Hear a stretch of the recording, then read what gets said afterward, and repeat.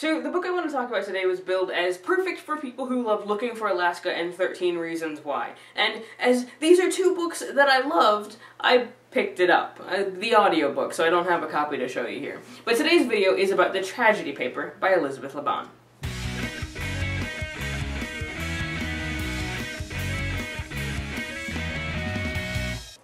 When a book is set up as comparable to Looking for Alaska and 13 Reasons Why, it's really impossible not to, read it and draw parallels between the novels, and part of me feels like I didn't give The Tragedy Paper a fair shake because I spent so much time thinking about structurally and the choices that were made. As a reader, I didn't draw strong parallels between The Tragedy Paper and Looking for Alaska. Most of the parallels I drew were superficial, and I don't think they're worth really talking about right now. But when I was thinking about this video, I knew exactly what I want to talk about, and we'll get to that in just a minute.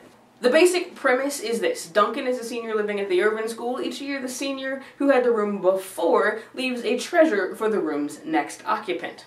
For Duncan, he has left a stack of CDs. But instead of music, Duncan finds Tim's story. The story of the events of the previous semester. An event that readers don't know about, but know that somehow Duncan was involved in. I appreciated that it wasn't revealed to the reader right away, as Tim is talking to Duncan, and Duncan knew what happened, and Tim knew that Duncan knew what happened.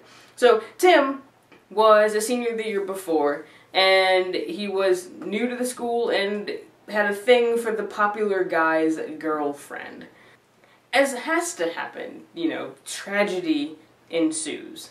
In structure, it is set up very much like 13 Reasons Why, Duncan listening to Tim recount the events of the previous year, except that instead of two first-person accounts like in 13 Reasons Why, Tim's account on the CD is in first person, and Duncan's part is told from a third-person limited omniscient point of view, and I think this choice for the structure is why I was significantly more invested in Tim's story.